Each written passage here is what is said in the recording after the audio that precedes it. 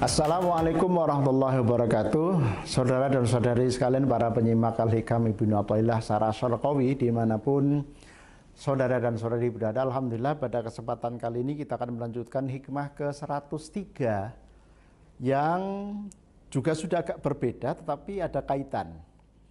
Ini khusus membicarakan tentang bagaimana perangai atau perilaku atau haliyah dari orang yang disebut ma'rifat. Al-arifu la yazulu ittiraruhu wa la yakunu ma'a ghairillahi qararuhu. Al-arif ini istilah yang spesifik ya dalam dunia tasawuf. Terjemahan dalam bahasa kita adalah orang makrifat. Memang setahu saya ada definisi yang umum dan ada definisi yang khusus. Kalau makrifat dalam definisi yang umum adalah ya mengenal Allah, ad-din huwa ma'rifatullah, misalnya agama ya memang mengenal Tuhan. Ya ini mengenal, katakan lebih gitu ya. Sekaligus sebagai sebuah keyakinan, sebagai satu keimanan yang sangat kuat ya, tentang Allah. Ini pengertian ma'rifat dalam istilah yang umum. Sementara kalau dalam istilah yang spesifik dalam dunia sufistik dan tasawuf, biasanya di sana didefinisikan sebagai nurun yaqdhifuhullahu ala qalbi abdihi ya fadlan minallah. Jadi nur cahaya. Jadi ma'rifat itu cahaya yang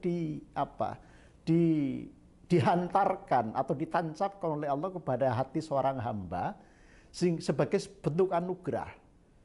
Wa binurihi ya, yusahidullaha ala kulli syai'in. Itu definisi yang biasa dipakai dalam dunia tasawuf. Dan dengan nur ini, dengan nur yang atau cahaya yang dianugerahkan Allah atau ditancapkan oleh Allah kepada hati seorang hamba, dengan cahaya itu ya, seorang ini akan kemudian bisa menyaksikan Allah. Wa binurihi ya, yusahidullaha ala kulli syai'in. Seingat saya itu dalam dunia tasawuf. Nah, di sini khusus bicara tentang al-arif, orang yang ma'rifat, kata Ibnu Athaillah, la yazulu itiraru, kebutuhannya akan Allah itu tidak akan pernah berhenti.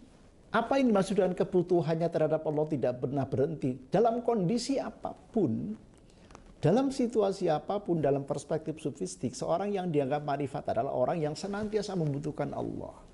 Karena membutuhkan Allah, maka Allah akan dia upayakan selalu hadir dalam setiap nafas kehidupannya. Dalam kondisi terjaga, Allah hadir. Dalam kondisi istirahat, Allah hadir. Bahkan dalam kondisi tidur pun begitu ya, Allah hadir dalam diri seorang hamba yang makrifat. Tentu ini tidak mudah begitu ya bagi orang yang sedang perjalanan atau menempuh jalan ya untuk mendekatkan diri kepada Allah. Apa penjelasan dari Syarqawi, saudaraku yang saya hormati? Ittirar di sini ai ikhtiyajuhu. Jadi kebutuhannya terhadap Allah itu langgeng. Jadi selalu ya. Bal huwa daimun mustamirrun li syuhudihi qabdatallahi syamilata al-muhitata. Jadi pengertiannya, jadi bahkan bal huwa ya, kebutuhannya terhadap Allah daimun langgeng, senantiasa, terus-menerus. Mustamirun, jago terus menerus li syuhudi, karena kesaksian dari seorang hamba ini gitu ya, qabdatallahi syamilatal muhitata, terhadap kekuasaan Allah yang serba maha. Kita tidak akan pernah eksis tanpa Allah campur tangan membuat kita eksis. Ingat hikmah ke belasan, saya lupa ingat nomornya. Al kaunu kulluhu zulmatun wa innama anarohu wujudul haqqi fi. Segala sesuatu itu zulmatun, gelap, non-existent dalam bahasa filsafat.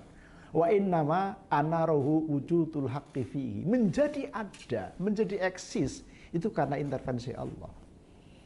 Jadi betapa ya dalam dunia sufistik memang diri kita sebagai seorang hamba, diri kita sebagai seorang salik itu memang tidak ada, kosong ya. Tidak punya wewenang apapun, tidak punya kekuatan apapun yang membuat kita mampu, yang membuat kita bisa, yang membuat kita kemudian punya prestasi, itu semata-mata karena Allah. Sehingga di sini ya al-arifu la yazulu ittiraruhu, Seorang yang dianggap ma'rifat atau dikatakan orang ma'rifat adalah orang-orang yang senantiasa membutuhkan kehadiran Allah dalam segala situasi hidupnya. Susah, senang, begitu ya. Kondisi longgar maupun sempit, dimanapun dia berada, kapanpun dia berada. Dalam situasi apapun, ya seorang yang ma'rifat tadi selalu membutuhkan kehadiran Allah. Kemudian wala yakunu ma'a ghairillahi qararuhu, wala yakunu, dan tidak ada ma'a ghairillahi, beserta selain Allah, ya, qararuhu, ketenangan seseorang tadi. Dan tidak pernah orang ini atau hamba ini merasa tenang kepada selain Allah. Jadi wala yakunu qararuhu wala yakunu ma'a ghairillahi qararuhu. Jadi yang pertama tadi adalah kebutuhannya akan Allah itu langgeng senantiasa dalam situasi apapun. Dan yang kedua, hanya akan merasa nyaman bersama dengan Allah. Tidak akan pernah nyaman bersama selain Allah. Ini tentu menjadi bahan introspeksi dalam kehidupan kita sekalian. Kadang-kadang kalau kita yang berada dalam dunia birokrasi, ya kita nyaman kalau ada atasan yang perhatian sama kita. Atau bahkan mungkin senantiasa berusaha mendekat kepada atasan agar nasib kita aman, agar jabatan kita aman misalnya gitu ya. Dalam ya kehidupan kita sehari-hari begitu ya. Menurut saya memang tidak salah begitu ya. Bagian dari ikhtiar, bagian dari upaya bagaimana kita bisa berperan secara maksimal begitu ya. Kita punya prestasi, kita punya jejaring, kita punya profesionalitas segala macam gitu ya. Dan tentu membutuhkan pihak-pihak ya yang kemudian mungkin mempromosikan kita atau yang mungkin membela kita ketika ada posisi-posisi tertentu yang diperlombakan misalnya atau yang dibidding misalnya dan seterusnya. Tetapi sekali lagi begitu ya. Ini bagian yang lebih mengarah kepada substansi batin kita, yang lebih mengarah kepada bagaimana situasi batin kita itu bisa membawa diri dengan lebih proporsional. Ketika orang arif tadi dikatakan yang pertama, kebutuhannya akan Allah senantiasa langgeng dalam situasi apapun, dalam kesempatan apapun, dan dalam waktu kapanpun, ya. Maka yang kedua, ia tidak akan pernah nyaman kepada selain Allah. Ia akan merasa nyaman hanya kepada Allah. Ai layar kanu, tidak condong. Walayastan itu biqalbi, dan tidak menyandarkan hatinya, ya. Walayastan itu dan tidak menyandarkan biqalbi terhadap hatinya li ghairillahi, kepada selain Allah. Ya. Liwujudi wahsyatihi minal asya' wa nufurihi biqalbi anha kama taqaddama. Karena liwujudi wahsyahu, ya, karena liwujudi wahsyatihi, mohon maaf. Karena adanya keengganan atau tadi merasa tidak nyaman dengan selain Allah tadi itu. Demikian juga hatinya gitu ya tadi tidak bisa berpaling dari Allah. Nah, dibandingkan dengan orang awam pasti berbeda ya. Biasanya orang-orang awam kayak kita ini ya, merasa butuh dengan Allah kan ketika kita lagi punya perlu. Kita lagi memperjuangkan sesuatu, kita lagi mendoakan anak-anak kita misalnya, maka kita luar biasa tirakatnya itu. Tapi begitu sudah berhasil, yo lali maneh gitu kan.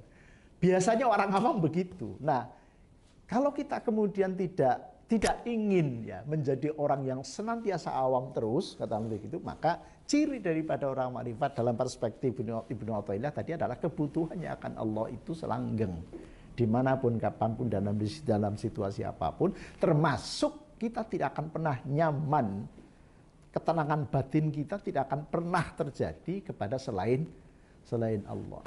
Ketenangan batin kita, ketenangan pikiran kita, fokus kita bisa sangat maksimal hanya menggantungkan diri kepada Allah. Ini yang dimaksud dengan pengertian al-arifu la yazulu ittiraruhu wa la yakunu ma'a ghairillahi qararuhu. Mudah-mudahan ini menjadi bahan introspeksi kita sekalian ya, bahwa kita ini ketika masih merasa diri atau bisa mengukur diri masih sebagai kalangan orang awam, lalu kita ingin memperbaiki kondisi keawaman kita, ya mari kita upayakan untuk tadi senantiasa mencoba dan terus-menerus berikhtiar agar kita bisa mendekatkan diri kepada Allah dengan membawa suasana batin tadi. Kapanpun, dimanapun, dan dalam situasi apapun Allah hadir dalam diri kita. Dan yang kedua, kita tidak akan pernah nyaman kepada selain Allah. Mudah-mudahan ada manfaatnya. Kurang lebihnya mohon maaf. Assalamualaikum warahmatullahi wabarakatuh.